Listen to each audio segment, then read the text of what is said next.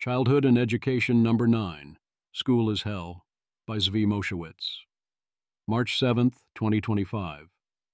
This complication of tales from the world of school isn't all negative. I don't want to overstate the problem. School is not hell for every child all the time. Learning occasionally happens. There are great teachers and classes and so on. Some kids really enjoy it.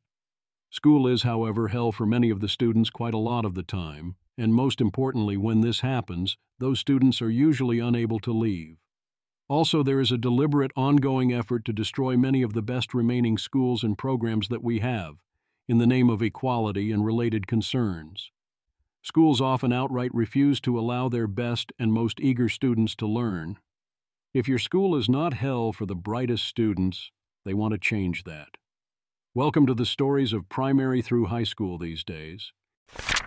Primary school. Peter Gray reports on the Tennessee pre-K experiment, where they subjected 4-year-olds to 5.5 hours a day of academics 5 times a week. Not only did the control group, kids whose parents applied and got randomly rejected, so this was effectively an unblinded RCT, catch up on academics by 3rd grade, the control group was well ahead by 6th grade, and the treatment group had a lot more rule violations and diagnosed learning disabilities. I think Peter's conclusion that drill in pre-K and kindergarten is actively bad is overreach, since the dose often makes the poison. But yeah, focusing on drill that early seems terrible. NYC officials consider virtual learning to reduce class size. It seems the law requires there be no more than 20 to 25 kids in a classroom depending on grade level. So the proposed solution is to get rid of some of classrooms entirely. Transparent villains happy to inflict torture upon children. How to organize a protest against your teacher recommended made me smile. Scott Alexander asks, given Americans clearly do not know basic facts that were supposedly taught in school, but do remember things through cultural osmosis, what is even the point of school? If you learn via spaced repetition, isn't school failing rather miserably at that? The unstated question there is, if you actually wanted to teach things, wouldn't you use spaced repetition, which schools don't use in any systematic way? The answer to the puzzle, of course, is that school is not about learning, your periodic reminder, characteristics of white supremacy. Culture, according to the San Francisco Unified School District. Features of white supremacy culture include perfectionism, individualism, sense of urgency, and objectivity. They end by saying we can do better. Math is hard, a theory from a longer thread. David Bessis. The number one reason why we fail to teach math. We present it as knowledge without telling kids it's a motor skill developed by practicing unseen actions in your head. Passive listening is useless, yet we never say it. We're basically asking kids to take notes during yoga lessons. Math is about reconfiguring our brains and reprogramming our intuitions. By ignoring this, we effectively refuse to teach math. We teach the cryptic symbols and convoluted formulas, but we never teach the secret art of making intuitive sense of them. I think he severely oversells it in the longer thread, but he has a good point. You learn math by doing, by messing around, by experimenting and playing. Math lectures are relatively a waste of time. Even getting math thought at all is increasingly hard. Here's Governor Newsom signing a law, SB 1410, explicitly to force Algebra 1 to be taught to 8th graders, and all he can do is require the Instructional Quality Commission to consider including that it be offered. What happens when they consider it and simply say no? High school. Florida 9th graders rebel against their Algebra 1 state exam, refuse to take it despite it being a graduation requirement, in sufficient quantities to invalidate the test. I do not see why any test would have an attendance requirement to count. Let the half that want to take it now. The other half can change their minds and study for a refresher when they realize they won't graduate without it, at least if we don't cave. Alternatively, if the students can simply form a union and make the school cave, let's see what else they want to do with that power, shall we? Even if you end up at a good school, a 10 out of 10 rated school, what do you get? Mostly you get a lot of wasted time. Tracing wood grains. This thread is absolutely correct. Sometimes people treat good schools as black boxes where you put kids in and education pops out, with everything working well. But for many kids, their core memory of even good schools will simply be waiting idly. So much more is possible. Simon Saris. The schools in my town are fine. The high school has a 10 out of 10 score on great schools, and the others have high scores for academics. But the best public, and many private, schools still do very little in terms of education and take up too much time. Most engaged parents could not only do more with less time, but do more interesting things, and have more help around the house as the kids grow, since they're around much more of each day. The curriculum at so many schools just has terribly low expectations of what a child should be learning. Looking at the English/Lit curriculum here was glum. I wouldn't be surprised if it was disappointing at elite colleges now, too. I have higher expectations than that. I went to excellent Catholic schools for 12 years.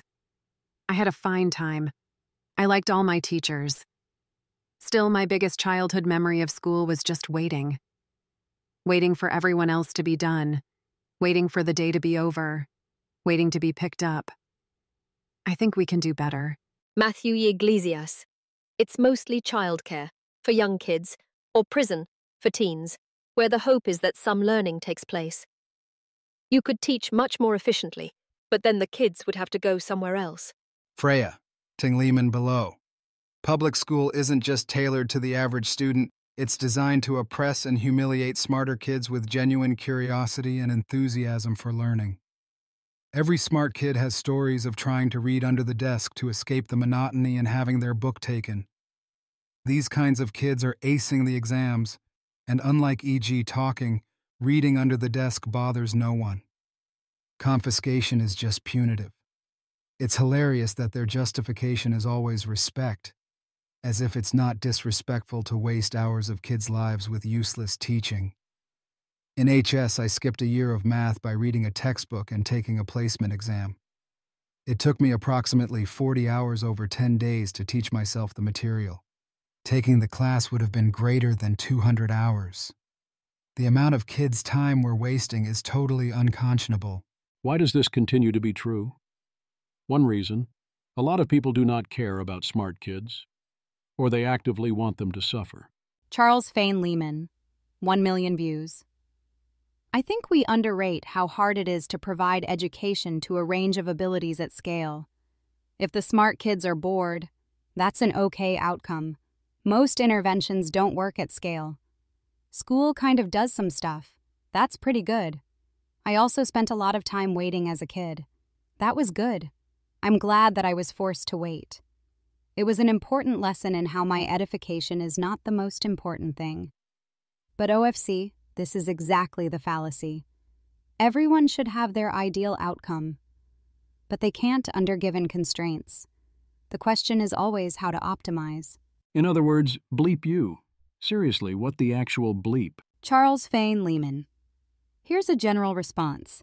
If you think, as the QT does, that so much more is possible, provide me with an evidence-based intervention that A, reduces smart kids' boredom, and B, yields large increases in attainment. I'm happy to hear about them.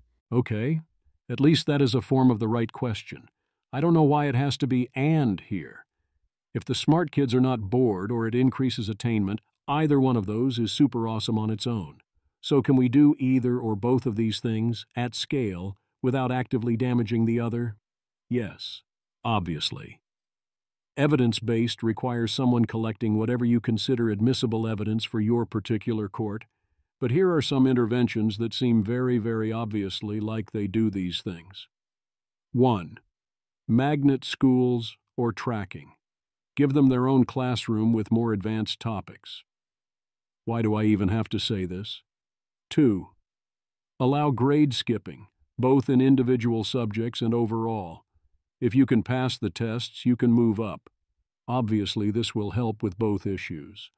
If you say, what about socialization if you aren't stuck in classrooms with kids exactly your own age, short of kids trying to skip 4+ years prior to high school, then I will flat-out piledriver you.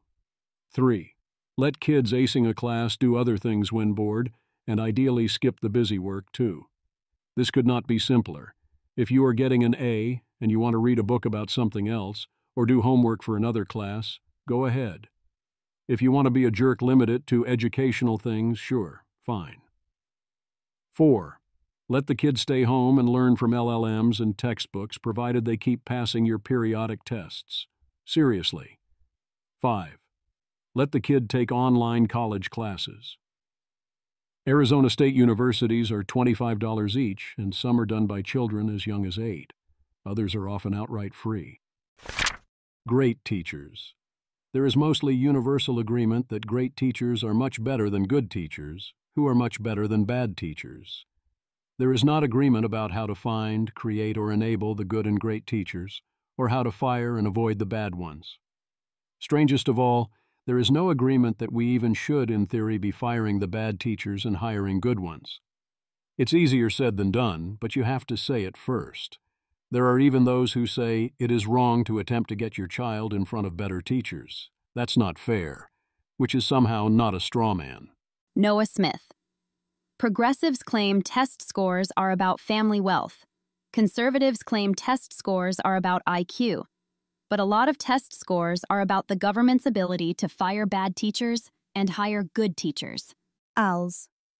Here's a fun paper by a Stanford Econ JMC on grade school math teachers. Looking at AMC data matched to LinkedIn, paper finds that even just decent, above-average middle/high school math teachers dramatically increase students' AMC scores. Top AMC scorers increase by 165%. The paper in question is Early Mentors for Exceptional Students, which is a different topic than finding good teachers in general, but finds that exceptional teachers going the extra mile can massively increase the chances talented students will win honors, attend selective universities, and have the most valuable career paths. There are obvious concerns about selection effects. They did some work to minimize that, but I'd still be wary. Alex Tabarrok emphasizes that the highest marginal educational value is in mentoring the smartest and most talented kids to be all they can be. Having access to a mentor greatly increases the chance that our best talent truly excels. Roughly half of the potential top math students in the country stay unidentified. Alas, so many in education think that when exceptional students get a chance to excel further, this is at best a nice to have, and perhaps even bad, because it increases inequality. The broader point from Noah Smith is also important. If we believe teacher quality is valuable, why are we in so many ways not acting like that? Which leads to the question, what factors predict teacher quality? Journal of Public Economics. Just published in the Journal of Public Economics. The unintended consequences of merit-based teacher selection. Evidence from a large-scale reform in Colombia. The paper examines a nationwide merit-based teacher hiring system in Colombia that replaced experienced contract teachers with higher test-performing new teachers. The reform decreased students' test scores and reduced college enrollment and graduation by more than 10%. The paper examines the effect of a nationwide merit-based teacher hiring system, which replaced experienced teachers with high-performing new teachers. The new teachers could choose where they would go, replacing old teachers. From what I read, me asking Claude questions, could tell, the policy did not in any way evaluate the teachers being replaced, or attempt to replace bad teachers rather than good teachers. The new teachers decided where to go based on what they wanted. So effectively, they were replacing either random teachers or the teachers with more desirable assignments. Thus, what we find here is that when we replace random existing teachers en masse with new teachers, and do so without using local knowledge and relying mostly on test scores, see Seeing Like a State, the reduction in experience and non-measured qualities overwhelm the new teachers scoring higher on the tests. The study goes too far when it suggests that test scores are uncorrelated with teacher quality. I don't care what studies show here, that doesn't make sense. But it can be one factor of many, and relying on it too much can still be actively worse than the previously used methods, as can sticking teachers into new locations they're not familiar with, as can lack of overall experience. all at once. If you want to do a reform like this, it has to go hand in hand with firing the bad teachers rather than random teachers, or you're going to at least be in for a very tough transition. Not as great teachers. It is important to realize that teachers are sometimes very wrong about basic things, and sometimes when you point this out, they dig in. It is remarkable the extent to which some people refuse to believe this and tell people that they are lying or remembering wrong. From R/No Stupid Questions. My son's third-grade teacher taught my son that 1 divided by 0 is 0. I wrote her an email to tell her that it is not 0. She then doubled down and CC'd the principal. The principal responded saying the teacher is correct. What do I do now? TBH, I'm mildly infuriated, but I'm wondering if I'm just overreacting. Should I just stop fighting this battle? Andrew Hoyer, ask them to enter 1 divided by 0 into a calculator and report back. Andrew Retek. People say this is fake, but as a high school senior, I had 2 teachers, and my principal tell me that 22 divided by 7 was irrational. Megor. Well, pi is irrational. So every fraction with numerators and denominators that are integers is rational, except for the one that's pi. Andrew Retek. This was their reasoning, yes. My principal literally told me that he thought that 22 divided by 7 was the only non-repeating fraction. Elizabeth Van Nostrand. One year I worked as assistant at summer school for third graders. The teacher said echolocation worked because water was made of electricity and Columbus was financed by the wife of King James of Spain. Is this a case for or against formal education? Either way, it is wise. Image comic by Nathan Pyle. Person 1, are you enthused about formal education? Person 2, no. Person 1, can you feign enthusiasm? Person 2, why must I feign enthusiasm? Person 1, because it is a crucial skill. Even after formal education is over, every being must frequently feign enthusiasm. Person 2, even my instructors. Person 1, whispering, especially your instructors. The war on education. At any given level of education, literacy rates have fallen dramatically, despite overall literacy rates remaining unchanged. Simpson's paradox. But as Alex Tabarrok points out, also a scathing indictment of the educational system, pointing to both the signaling model of education and also highly expensive inflation in that signal. Schools in many places, including Palo Alto and Alameda, increasingly refuse to allow math acceleration. They flat out don't let kids learn math at any reasonable pace, and this is allowed to continue in areas with some of the brightest student pools around. I wouldn't mind too much if schools simply taught other subjects to the kids instead. It's not like being way ahead in math is ultimately all that valuable, and you can learn pretty easily on the computer anyway, but they're flat out wasting hours a week of the kids' time. Andrew Bunner. Our district is as Niels describes. Our daughter got in trouble for working on her outside school advanced math during class, even though she finished the worksheet they were assigned. Niels Hoven. The audacity of a student. To try to learn something while in school. Benjamin Riley, former Deputy Attorney General of California, founder of Deans for Impact, self-described influential voice in education. It's so weird this keeps happening to the children of the tech bro community. Will no one speak for them? Niels Hoven. This is the former Deputy Attorney General of California and an influential voice in education, saying that if your child is stuck doing work below their ability, then you must be a tech bro and your child's learning needs don't matter. Galabytes. This happened to me. My parents are not remotely tech bros. They tried their best, put me in schools they felt were good, and those schools thought that the best way to enrich my math education was to make me teach the other kids. This will not happen to my children. There are very few issues I'd emigrate over. Mandatory public schooling is one of them, and things like this are why. Mason. To understand tall poppy syndrome, you have to fully accept that, yes, they want your children cut down to size as well. They do not feel that they have to hide this because they do not think it's a bad thing. They think this is pro-social. I suppose we now know what impact those deans want to have. Their issue is education. They are against it. Niels Hoven has other examples as well, such as this one from Justin Bader, a former principal now training other principals. Or this from his own experience in response to Bader asking, what would be the point? Niels Hoven. It's fascinating to see education thought leaders who are not only unable to imagine the benefits of supporting high-achieving kids, they're unable to imagine a world where it's even possible. I went to public school and took AP Calculus in 8th grade. For my entire school career, I was in group classes with kids no more than 2 years older than me, with the exception of 3rd to 6th grade when I would do an hour of independent study during math class. Every day when my 4th grader comes home, he asks how my conversations with his school are going because he's tired of being taught material he already knows. Don't tell me that kids don't want to be challenged, and don't tell me that it's impossible for us to do so. But yeah, Justin Bader can do so much better. Justin Bader.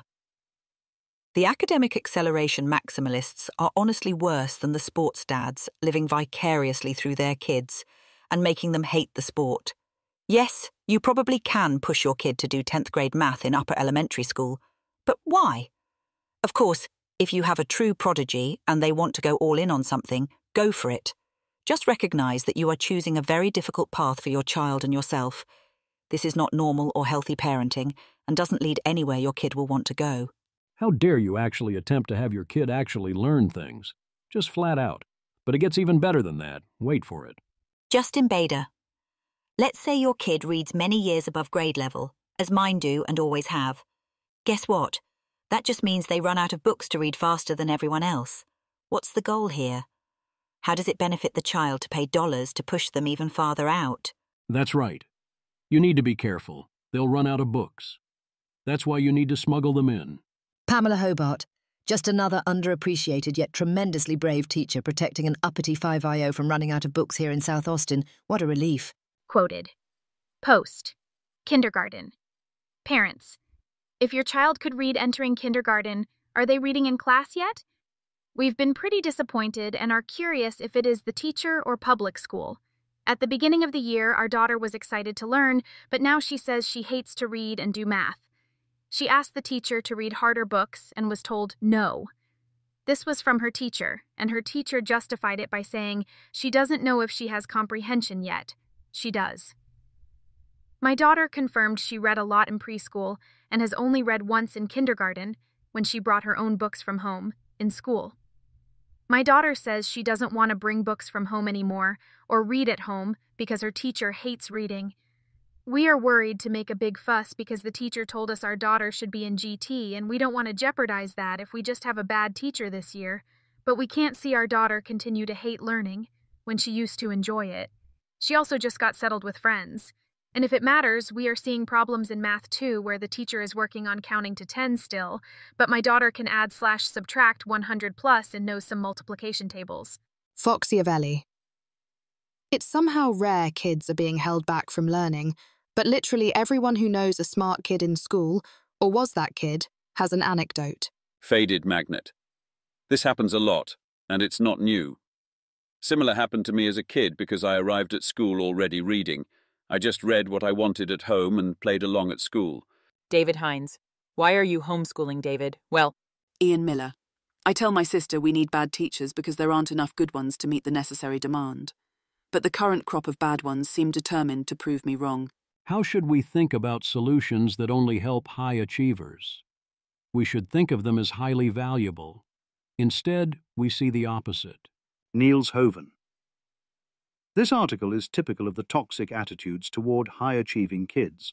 High-achieving students are seen as the kids who need it the least, as though they're some kind of second-class citizen. If they learn quickly, it isn't a success. It's a problem to be solved. So yes, a huge portion of those tasked with educating students is working to actively sabotage our best and brightest, and often the other kids too, thinking this is good and also gaslighting everyone involved about the whole process. Kelsey Piper. Our schools are failing children. Some parents, mostly the rich ones, have the time and confidence to speak out about it. Then people go, "Oh, it's a whiny, privileged people problem." No. Your schools are also failing the children whose parents don't know how to speak out. Not that it'd be acceptable to deny kids a good education because their parents are whiny, privileged people. That'd be a cruel and evil thing to do. But in fact, what we're doing is denying all kids a good education and then looking who objects. And then going, oh, it's only the rich people who object, so it's only their kids who are being harmed, so it's fine. Which is just evil on so many different levels I can't quite fathom it. Entertainingly, many of these same people hate private schools on the grounds that it's bad when privileged parents opt out instead of advocating to make the schools better. Damned if you do, damned if you don't. Tao. Some places used to have standards, including standards for admission, like Thomas Jefferson High School. Then they killed many such places, so RIP, with national merit semifinalists down 50% in a year, despite increased class sizes. And the entire county went from 264 semifinal candidates to 191, showing that this is a real loss. A lawsuit was allowed to go forward challenging NYC's gifted programs as segregation, including targeting Stuyvesant High School and Bronx Science. It asserts that testing for academic ability is racial and discriminatory. The admission tests in question are very similar to the SAT. The whole thing is madness and an attempt at civilizational suicide. If there is a law that makes that kind of admissions test illegal, it is incompatible with civilization, and the law must be repealed. The latest formerly exceptional school we have learned was intentionally destroyed in the name of equity comes from Philadelphia. You see, it's important not to disadvantage some students, so we have to ensure we don't accidentally give others an education or admit more talented students over less talented ones. Same old story, out with the old motto, dare to be excellent, and that was for all practical purposes the end of Masterman. The obvious answer is then only give such programs to the high achievers.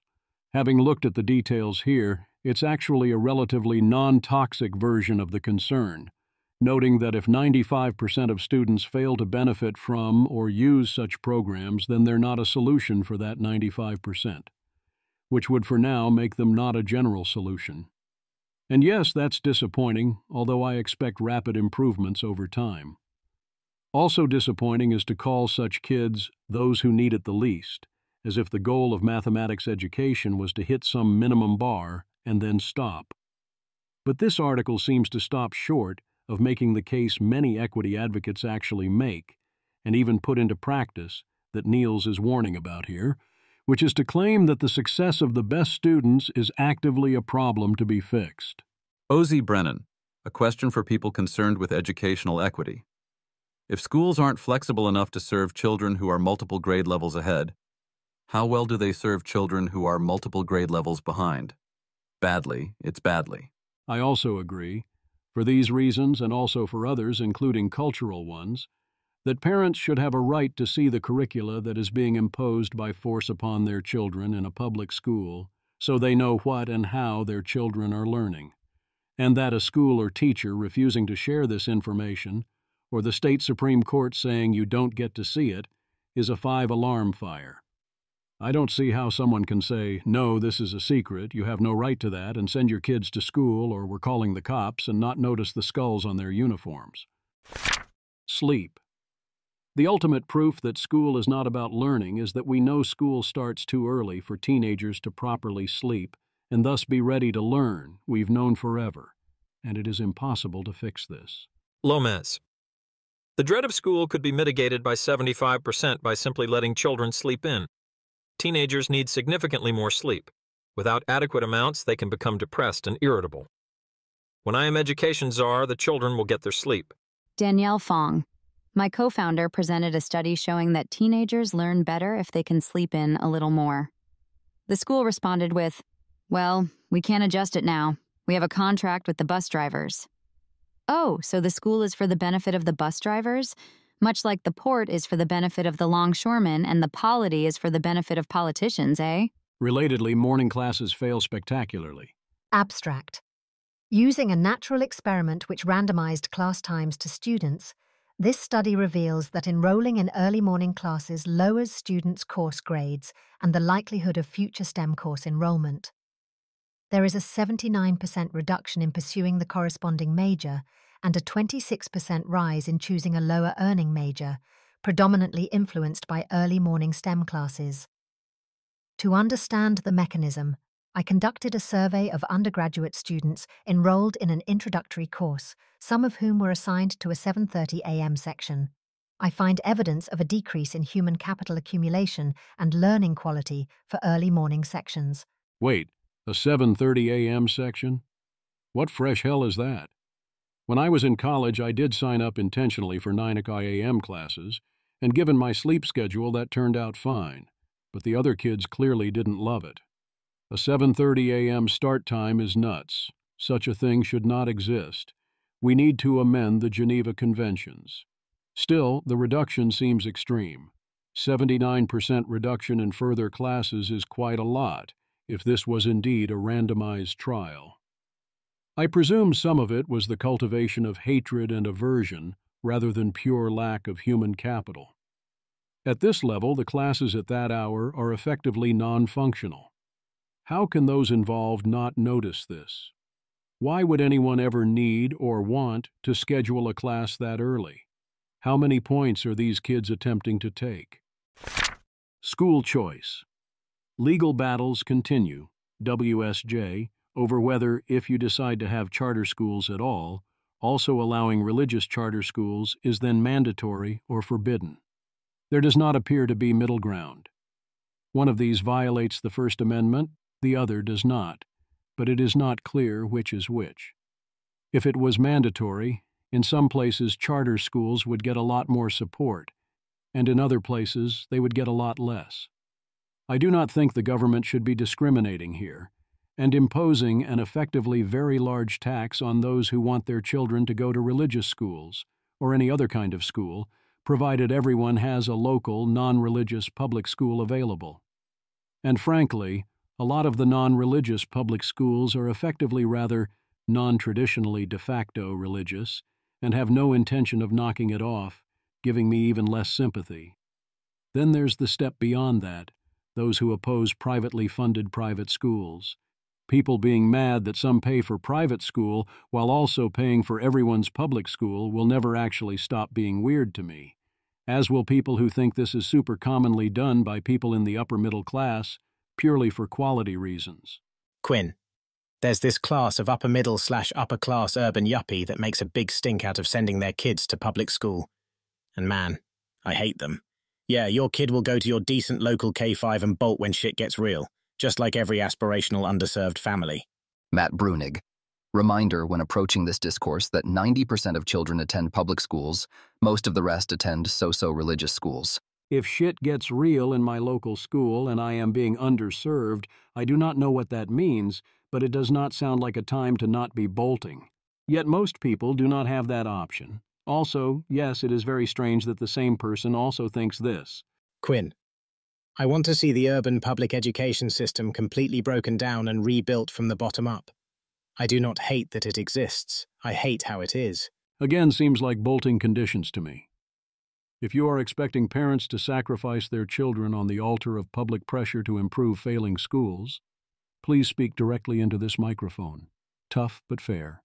Politico. School choice programs have been wildly successful under DeSantis. Now public schools might close. Chris Fryman.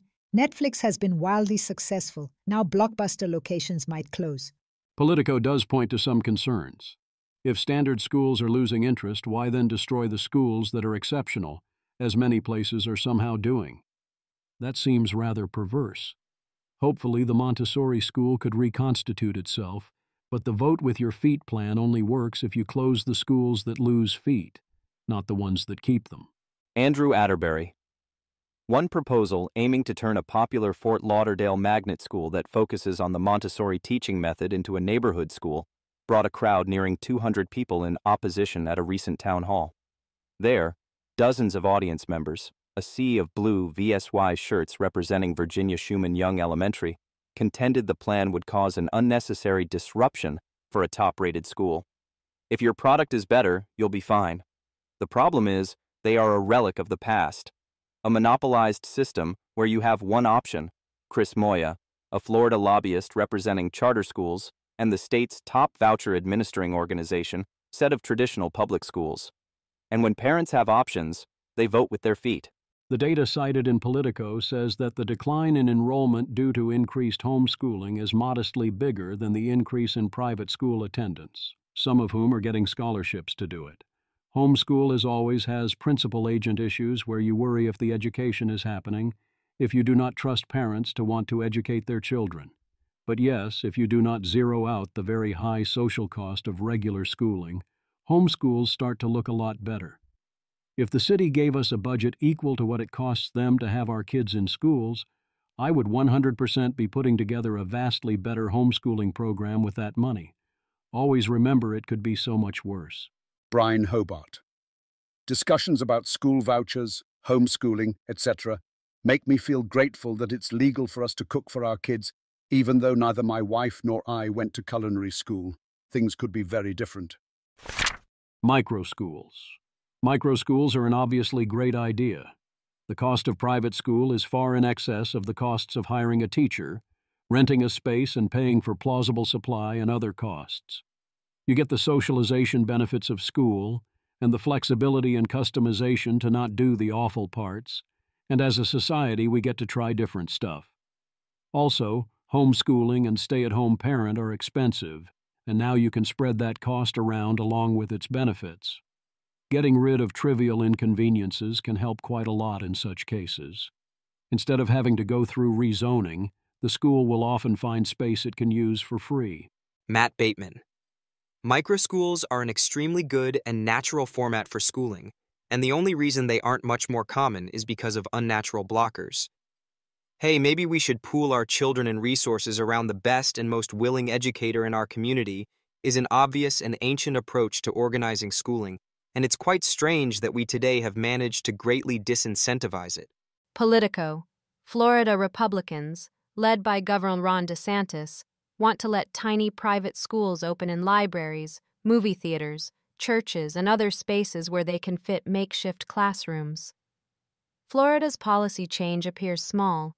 It allows private schools to use existing space at places like movie theaters and churches without having to go through local governments for approval. But it could have a dramatic impact. This shift gives these private schools access to thousands of buildings, opening the door for new education options to emerge without them having to endure potentially heavy rezoning costs. Premier, a company poised to act as a support system for such schools, is backed by Sam Altman. The man's past investments often have excellent taste and speak well of his values. I'd be curious what he has invested in this year, after the events of November. The war against home schools.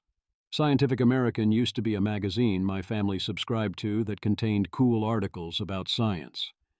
Now it is something else. The latest example of this is Scientific American's hit piece on homeschooling.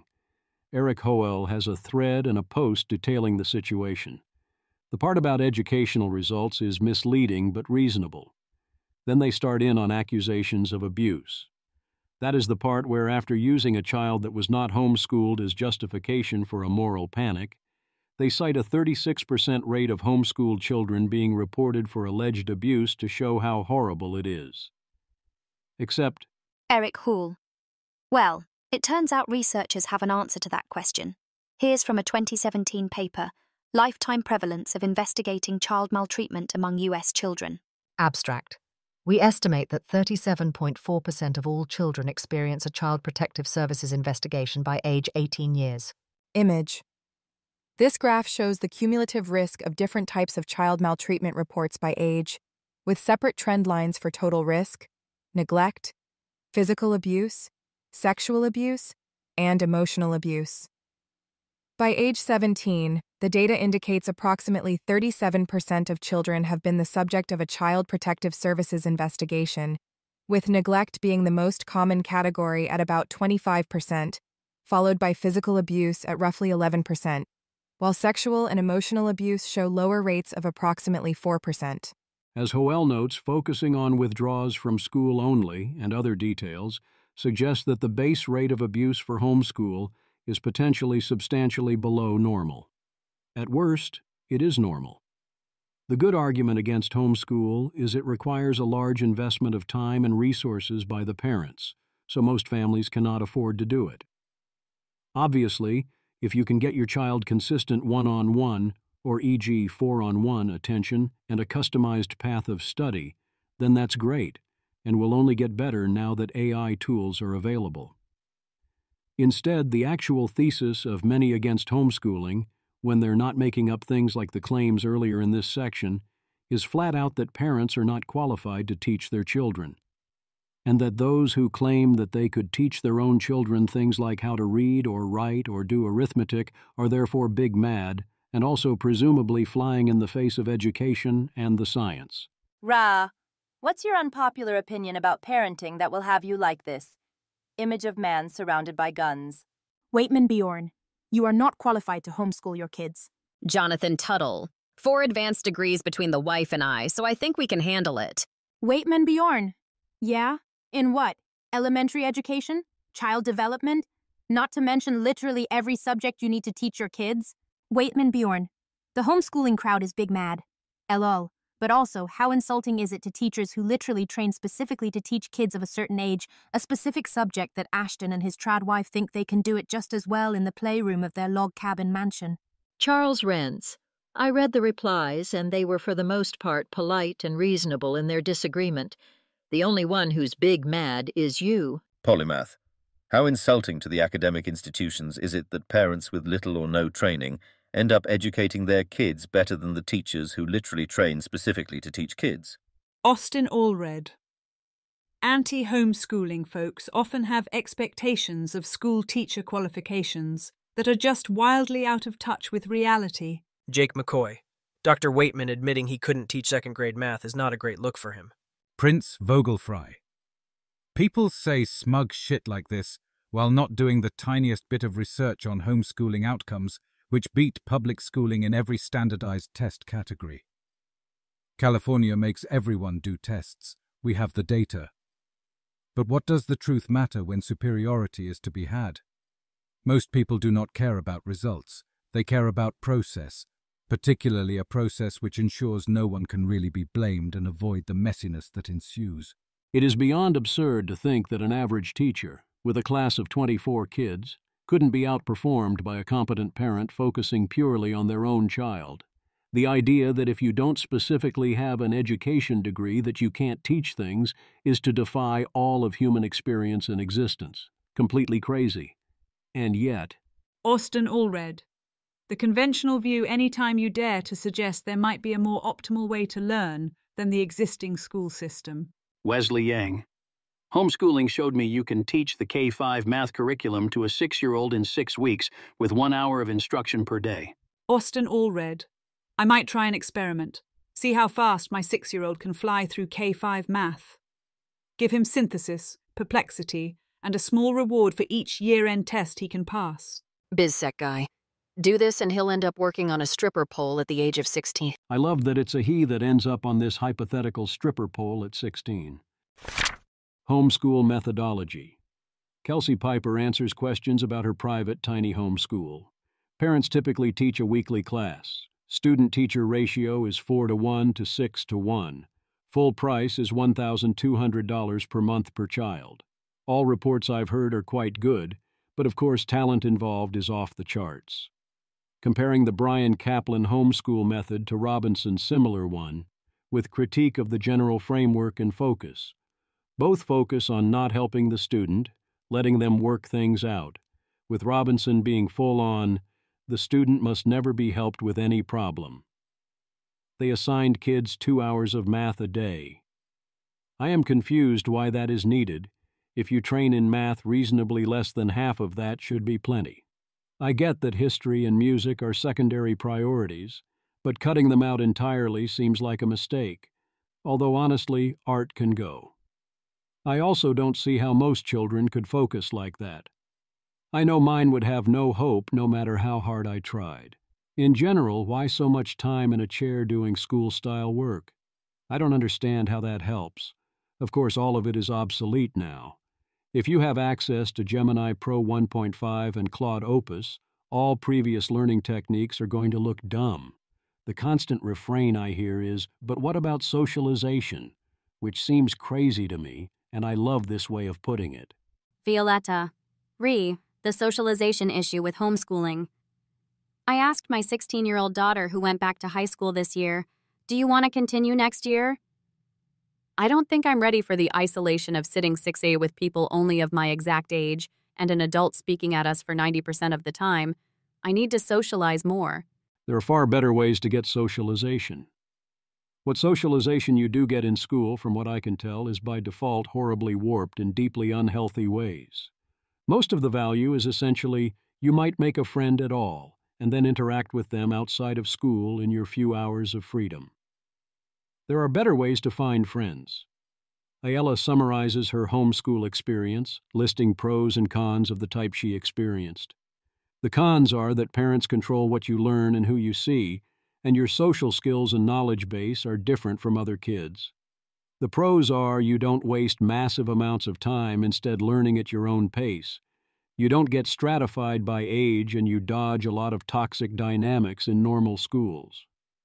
Her description of her 3 months in normal high school instruction, where everything is checking off a box and no one actually cares, tells you that yes, it can be otherwise. We should be horrified by our defaults. If your soul has not yet been crushed and you show up most of the way through the process, the soul-crushing engine becomes impossible to miss. If you are a parent, presumably choose what to teach is pro rather than a con, and you will choose something reasonable. So the only cons are having quirky socialization touchstones rather than the insane ones we get in primary and high school, which all mostly gets overridden anyway. Yeah, choice seems very clear if everyone involved can handle and invest in the process. The exact opposite method is illustrated in this video, the concept of never making a child do anything they do not choose to do on their own. As several people here note, this is the homeschool with no effort by doing actual nothing method, and by default it is absolutely be an excuse for negligence. It can also be done right, via noticing what children actually want and ensuring they find it and helping steer them, which requires work as active as other methods. When can you teach children about law and procedure and proof? Tracing wood grains suggests about 8. Kelsey Piper thinks similarly. School is hell. Michael Gibson asks a good question, but the opposite might be even better. Michael Gibson. Why do kids hate school? If you don't have an answer to that question, then you're not even in the conversation, let alone the debate. Rebel Educator, the tragedy inside America's K-12 schools. Image. The graph titled Loss of Enthusiasm by Grade Level depicts a steady decline in students' love for school from kindergarten, 95%, through 9th grade, 37%, with a slight recovery through 12th grade, 45%. According to survey results from over 3,000 teachers between 2009 to 2012, student enthusiasm drops most dramatically between elementary and middle school years, with the steepest declines occurring between 4th, 5th grade and 7th, 8th grade. Here's another question. Why do kids love school? Notice that teachers are saying that 95% of their kids love kindergarten. I can't imagine they're paying close attention, given my anecdata and this very different poll, even if its sample is biased, but perhaps normies be norming. They still believe 74% love 4th grade, and even at the trough, 37% are supposedly loving grade 9. If you force kids into a fixed location and subject them to strict control and force them to work at arbitrary stuff for roughly half of waking hours, these would be very good rates of loving the results if the teachers are describing the kids remotely accurately. Consider that if you ask people if they love their job, that's going to score rather lower. We're doing some things very wrong, but we must also be doing some things very right. In relative terms, this reaction seems roughly right. You start out with hang out with other kids and mostly do fun things, which plausibly kids do mostly enjoy. Then they turn it into progressively more sitting still for lectures, and progressively more homework and busy work, and wear you down for years.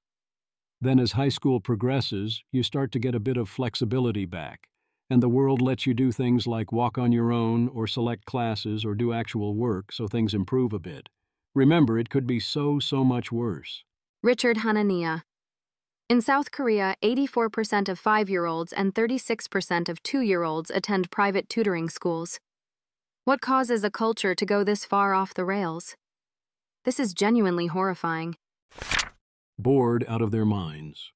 Again, not for every child all the time, even in a normal school. But for many children, it mostly makes them miserable while wasting their time. And I'd boldly claim that this is not good. And I disagree with Tracing Woods in that actually they can articulate this pretty damn well most of the time.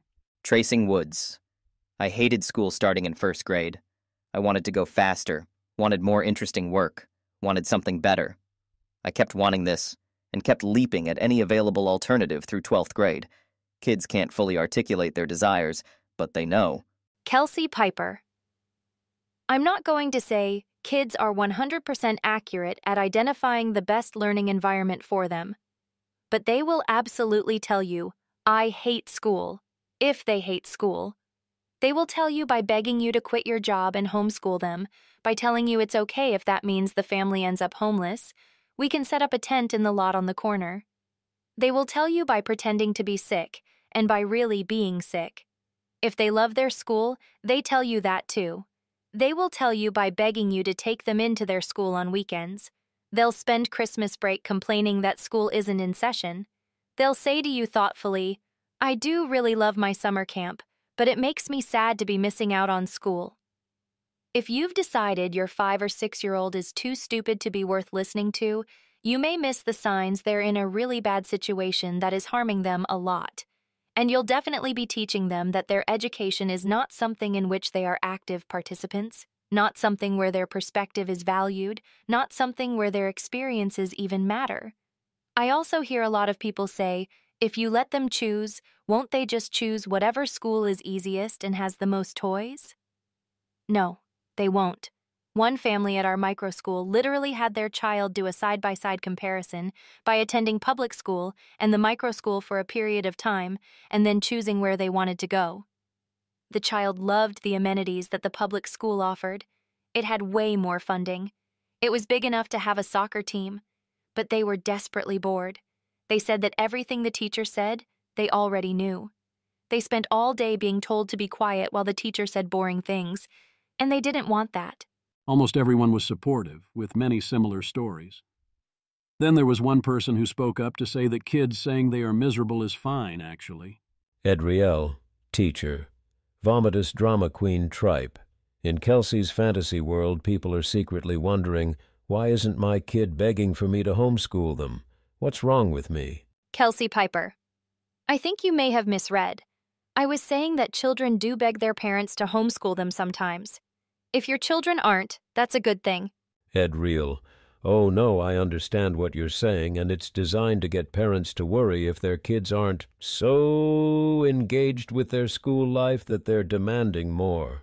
In fact, a kid begging for homeschool or private school or whatever needs to be squelched routinely. Kelsey Piper. Do you think that kids are never miserable in their school environment and are only pretending to desperately seek alternatives? Or do you think that they are miserable, but that the correct way for parents to respond when their children are miserable is squelching routinely? Edriel. I think your inability to distinguish between misery and a kid whining that he's miserable is a very big part of your delusion. Absent criminal neglect or abuse, miserable is not the word to use about a child's state of mind. Not seriously, anyway. Especially since you're claiming these kids are miserable for academic reasons. I mean, social reasons, bullying, sure. But academic? Please. And yes, I'm saying you are positing such children to make other parents envious. Scott Alexander. I was miserable at school and begged my parents to homeschool me. I still endorse this 30 years later, and my parents, who refused at the time, in retrospect, agree. I can't figure out if you're denying my existence or saying that because I was a child, my feelings didn't matter. Edriel, neither. I am saying that miserable is not an accurate description of your state of mind. You were a bright kid who felt you could do better. Oh well, pretty obvious you didn't suffer career-wise. Keller Scholl. It is always striking to me that one of the most common nightmares is being back in school under the control of people like this poster, and this is not seen as a failure of schools. Mike Bloom. Teachers on Twitter doing a fucking fantastic job of making me want to entrust my children to their institutions. Rohit. People forget their own schooling, I think. Things I did to show school was boring. 1. Repeatedly said school was boring. 2. Skipped all classes. 3. Created a pro and con list on why I should spend all my time in the library. 4. Read advanced textbooks for fun. Not taking children seriously is wrong. I think that if a child tells you they are miserable at school, chances are they are miserable at school. And yes, of course, I speak from experience. Do people doubt that being constantly bored for hours every day is insufficient? As in, Fiona Apple. In class, I'd pass the time, drawing a slash for every time the second hand went by, a group of 5. Done 12 times was a minute. But Shameka said I had potential. Fiona Apple, Shameka. I mean, yes, that is pretty miserable. Stop pretending it isn't, or that it doesn't matter when a particular teacher is very much not Shameka, so long as you turn out okay. There are plenty of other reasons that school can become a 5-alarm fire you need to get away from. E.g., Fiona Apple also notes, I wasn't afraid of the bullies, and that just made the bullies worse. But boredom and wasted time is enough. You can do so much more, and we should treat failure to excel where it was possible similarly to how we should and used to, but increasingly also don't, treat failure to stay at grade level for average students. Daniel Buck. We need to quit wasting the time of gifted students and make it easier for them skip grades. How many spend their days twiddling their thumbs after finishing the day's work in minutes, waiting for their classmates? Or worse, getting conscripted to be the teacher's errand runner? I actually think being the teacher's assistant is far better than thumb twirling, especially if the thing you assist with is the actual teaching. Still not ideal. Matt Bateman. People are so used to talking about minimum acceptable outcomes in education that they truly have no idea how high-variance educational outcomes can and should be. The top quartile of students can skip grades. The top 2% of students can do an entire multi-year curriculum in weeks. The necessity of the veto. As Nuno Sempere says, there are obvious problems with kids decide when they get to drop out of regular school. At minimum, there need to be highly credible, costly signals sent, rather than simply expressing a preference. Kids often have to be told to do things they don't want to do, and you want a credible signal of how much they don't want to be there, not one designed to get them what they want.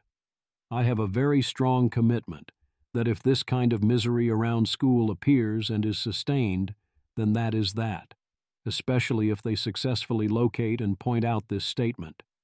Democracy mostly works, to the extent it works, because when things are truly terrible, people get mad, and then they throw the bums out. Like the children miserable at school, we do not know what we need, but we know when conditions are miserable, and it is time for a change. Also, it is insane how many people use the argument Kelsey Piper talks about below, and do so with a straight face. Indeed, the comments contain many people condemning Kelsey Piper as bad for not sacrificing her children on some symbolic altar. Kelsey Piper. I also get really irritated by, you should send your kids to bad public schools because people like you doing that is what makes them into good public schools. I'm willing to make a lot of sacrifices for my community. Wronging my kids isn't one of them. I am happy to donate to local classrooms in need of supplies. I do make those donations. I am happy to volunteer in local classrooms if they need me. I am not happy to condemn my kids to unhappiness, and I frankly don't think I have the right to do so. They deserve some input into where they spend 40 hours a week, and they want it to be in a safe environment with challenging academic work and individualized curriculum and support in pursuing their ambitions. And again, Kelsey Piper. The weirdest and most horrifying thing about the school choice discourse was the apparently universal assumption on left and right that the only thing that matters about schools is student population. On the left, the takeaway was that by removing a child from a school, you wronged the school. On the right, the takeaway was that there is no hope for general improvements in education. just the hope that you can be better than other people at securing a place for your children in the schools with high-quality children. A lot of the families I know of that took their kids out of a local public school did so because their child wasn't learning to read. Their child wasn't learning to read because they needed phonics-based reading education and the school did not offer it. Now it was 3rd grade and the child was badly behind, fed up with the whole concept of reading, had lots of bad habits around bluffing and faking it, and felt deeply ashamed of themselves. That family would have been much, much better served by a school with the identical student body, but a better reading instruction program. I talked recently to another parent whose school had a problem with parents fleeing for private schools. The principal of the school forbade students from doing ahead of grade level work, including checking out ahead of grade level books from the library. The problem wasn't the student body. The problem was this rule. Interruption to highlight that, yes, this is a thing. There are schools where they are very strict about not allowing students to get more of an education than they are supposed to get. No books that are too advanced. It is a crime against humanity, and I mean that. Kelsey Piper. When I was in 3rd grade at a public school, the teacher called up my mom to try to tell her that I would not be allowed to take advanced math, because the teacher thought it wasn't healthy for girls to take advanced math. My mom objected, and I got into advanced math, but I had a miserable year under that teacher, who kept me inside on detention every day on various pretexts. I'd never gotten in trouble before or since. The classmates were not the problem. The problem was the teacher. When I was in 10th grade, the school inexplicably assigned a person who didn't know calculus to teach the calculus class. He identified the smartest boy in the class on the first day and told that boy to teach us all. He did his best.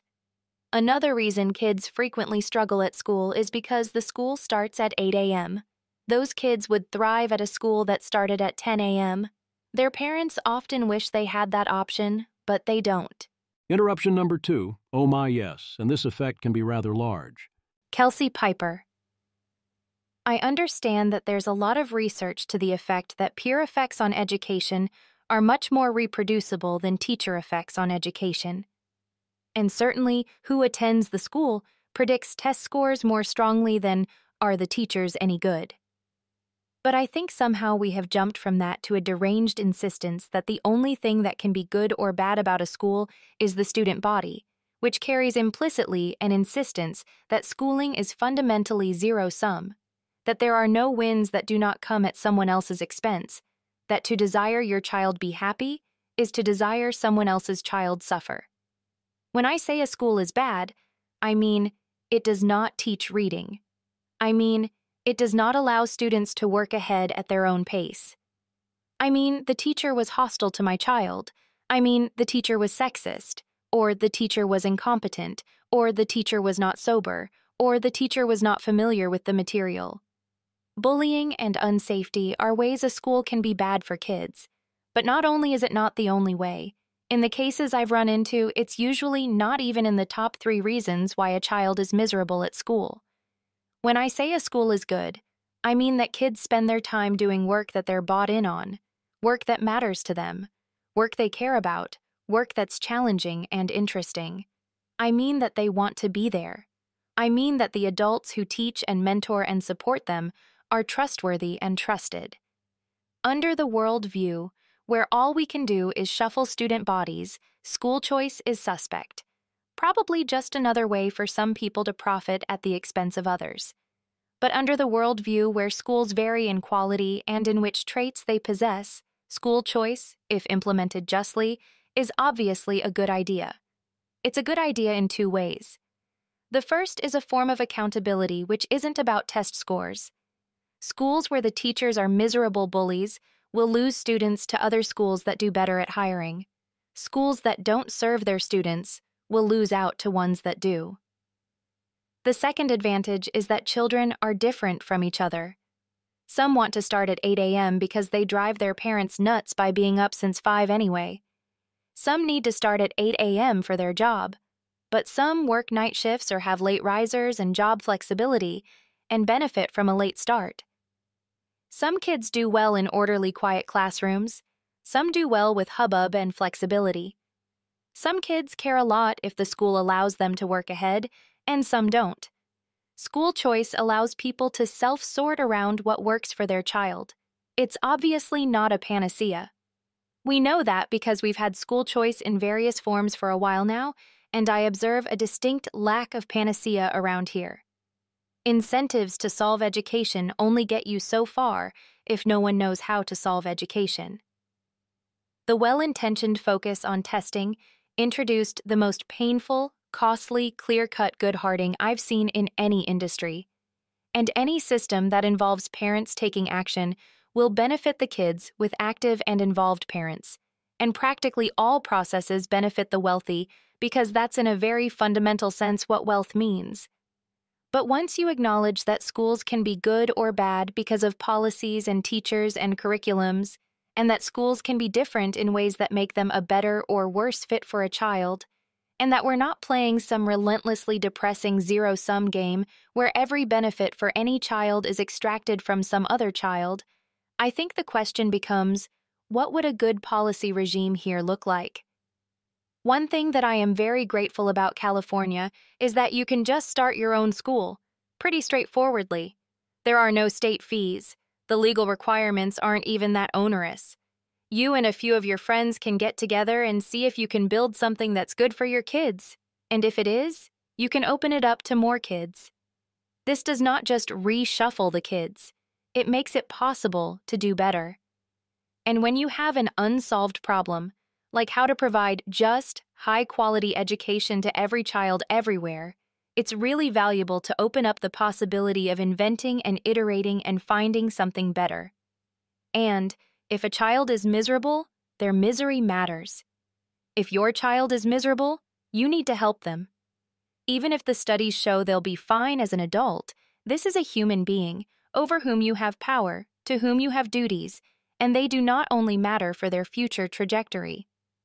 GreatSchools.com will not tell you whether your child's school is good or bad for them, but your child will.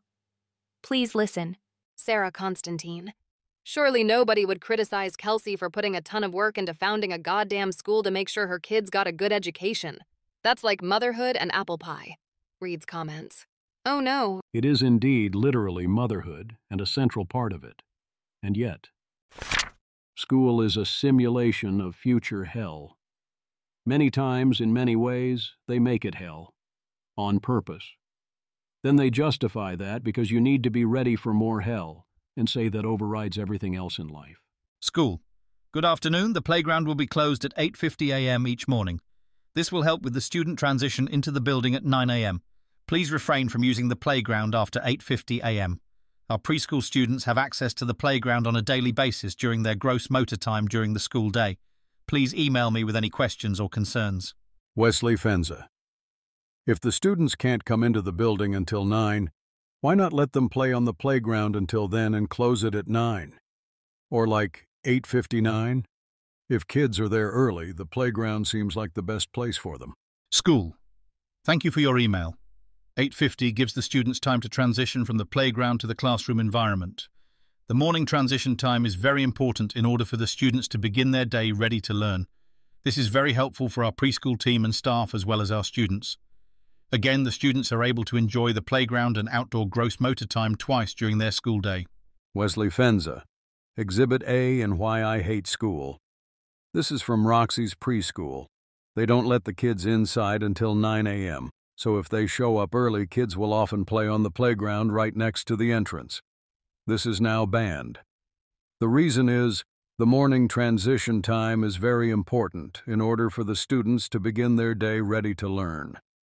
This is the petty tyranny of school administrators. They have the authority to make rules, so they do whatever is most convenient for them, and always default to, don't let the kids have any fun. Kids enjoying themselves is seen as a threat to the educational environment. In preschool, it just gets worse as the kids get older. It's not just the kids who associating learning with being bored and uninterested. It's the adult, too. So apparently, they need a 10-minute transition time to stop having fun and get ready to go be bored in class. Outdoor playtime is now referred to as gross motor time. Because kids can't just play. It has to have some pedagogical purpose.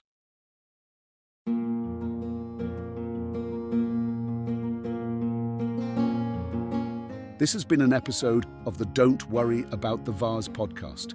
If you enjoyed this podcast, please visit thezv.substack.com to support the author. If you enjoy having AI-narrated episodes, please note this is a listener-supported podcast.